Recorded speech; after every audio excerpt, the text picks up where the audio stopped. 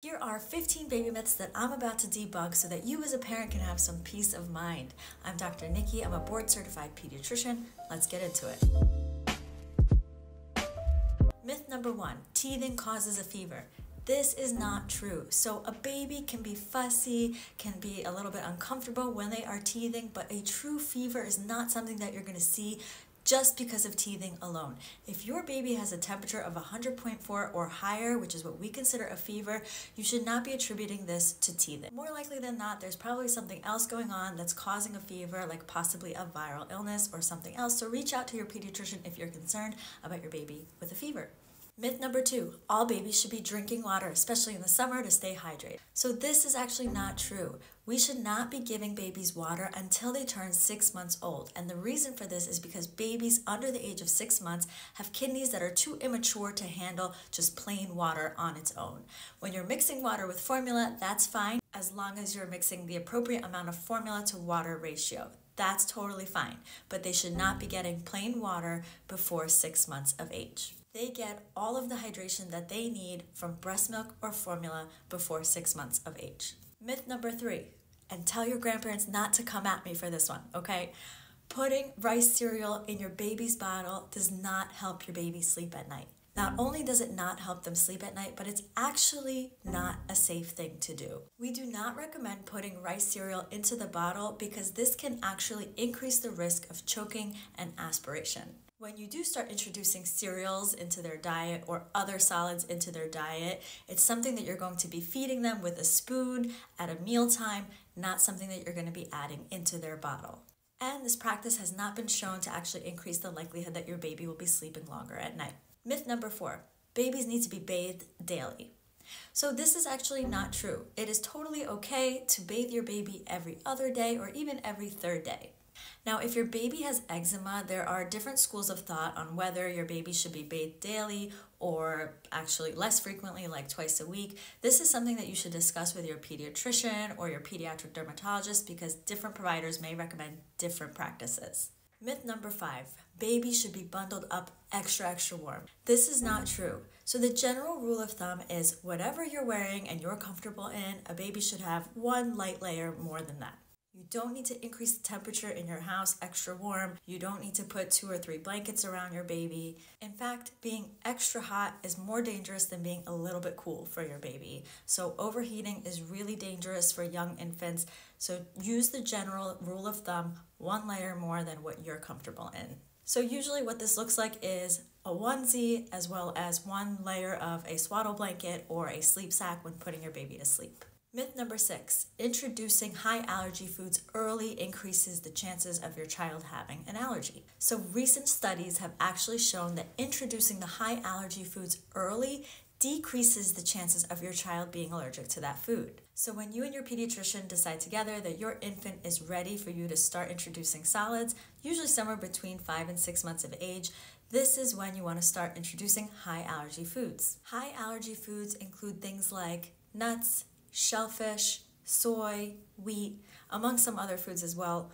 Please make sure that when you are introducing these foods, you're doing them in a safe way. There are plenty of resources, whether you're doing pureed foods or baby-led weaning, on how to introduce these types of foods safely. For example, if you're going to be introducing nuts, you may use a nut powder or a nut butter that you're going to mix in with maybe a little bit of formula or breast milk and some mixed in cereal. There's lots of different ways to do it, but you want to make sure that you're doing it in a way that is safe and not a choking hazard for your infant. Also, if your child has moderate to severe eczema or has had an allergic reaction to a particular food in the past, this is something you should discuss with your pediatrician because there may be different recommendations on how you should introduce other high allergy foods in the future. Myth number 7, baby walkers help your baby learn to walk sooner. This is not true, and in fact, pediatricians will never recommend that you buy a baby walker, the type where you put your child inside the walker and they can just run off on their own. We never recommend those. They are not safe. We have seen so many injuries with these baby walkers. In fact, they are banned in other countries, and pediatricians are working very hard to get them banned in the United States as well. They do not teach your kids to walk sooner, and they're not safe, so skip these baby walkers. The baby walkers where your baby just stands and holds one of those little things that they can push, those are okay as long as you're with them, you're watching them, they don't have any access to stairs or somewhere where they can fall down. Those are just fine. Myth number 8, the more my baby sleeps during the day, the less they're going to sleep at night, so we need to skip nap times. This is not true. In fact, this is going to work in the other way.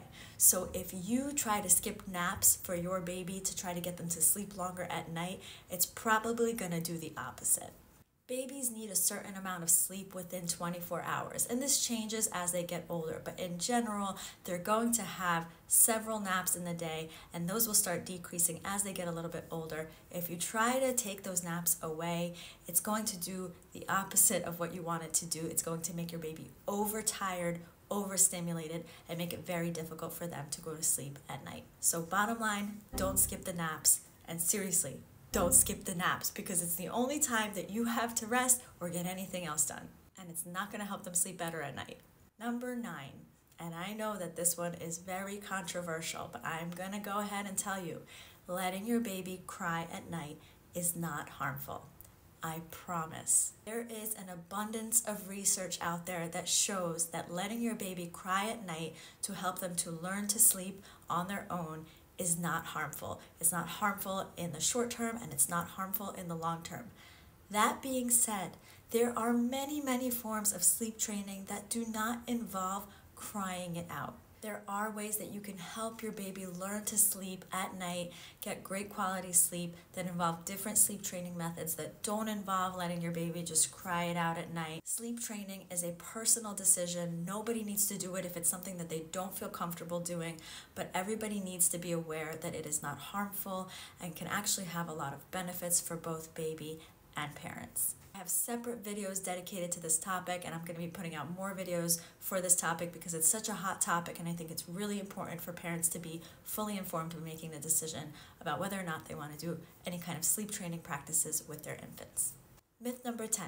If your baby is fussy, you need to change them to a soy-based formula. This is extremely inaccurate.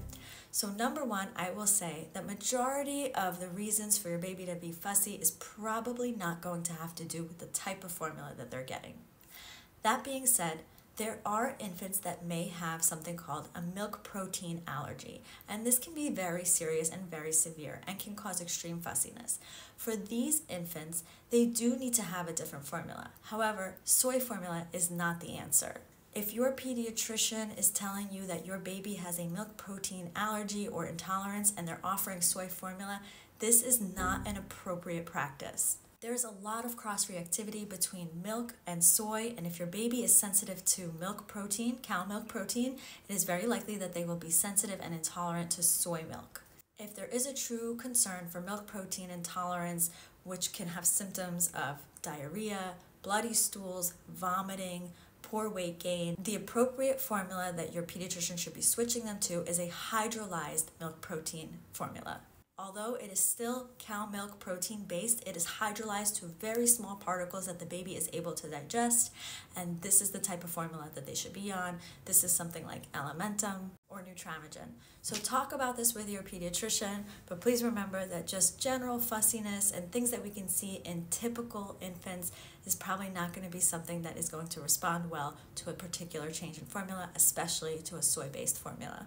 Myth number 11, applying honey to your baby's pacifier can help soothe teething pain. So this is not only not true, but actually can be extremely dangerous. So honey can contain this particular bacterial spores that can cause botulism in infants. While they wouldn't be harmful in adults, the infant's digestive system is not able to handle these spores that can release a particular toxin that would cause botulism in infants. So this is why, for both the reasons that honey would not be helpful with soothing teething pain, but also can be extremely harmful, we do not give honey to infants under the age of 12 months. Myth number 12, your baby needs to drink cow milk after they turn 1. So while cow's milk is a great source of vitamin D, fat, and calcium, there are other sources that they could get all of these nutrients from. Now, if your baby is being breastfed and you want to continue breastfeeding after 1 year of age, that is totally fine. You should absolutely continue if that is what you want to do. If your baby is getting formula, you don't need to continue formula after the age of 12 months. So if your baby is being formula fed, you can stop the formula when they turn 12 months old, and you can find other sources that are rich in vitamin D, calcium, and fat if you don't want your child getting cow's milk. Myth number 13, solid foods help babies sleep longer at night. So remember, in general, you're going to be introducing solids for your infant somewhere around the age of 5 to 6 months. Some may start it earlier, but in general, the average is around 5 months to 6 months old.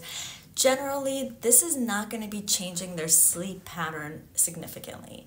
So at this point, you're still going to be giving formula or breast milk as their main source of nutrition, and the solids is just as a supplemental way to get them to start getting used to foods. As they're getting older, you're going to be introducing more solids and maybe decreasing the formula and breast milk a little bit when they're getting into the older ages, close to 1 year of age. But in general, early on especially, solids are not going to be really changing their sleep habits much.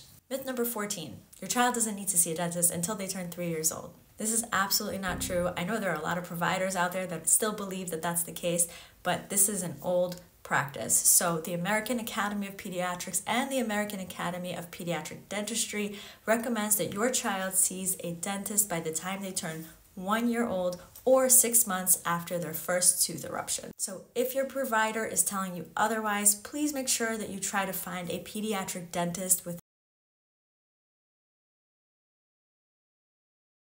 by the age of 1 or 6 months after they have their first tooth. We are seeing a lot of dental issues, even in really young toddlers. So getting in to see a dentist as early as possible, establishing a dental home is super, super important for your young infants. And finally, myth number 15, holding your baby too much will spoil them. Please hold your babies, love your babies, cuddle your babies as much as you want.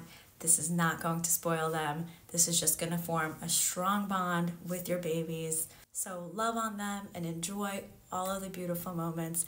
And remember that all of the difficult moments will pass eventually. You are not alone. We're all in this together. Don't forget to subscribe to my channel. I put out multiple videos every week, and let me know what other topics you're interested in. Bye, everyone.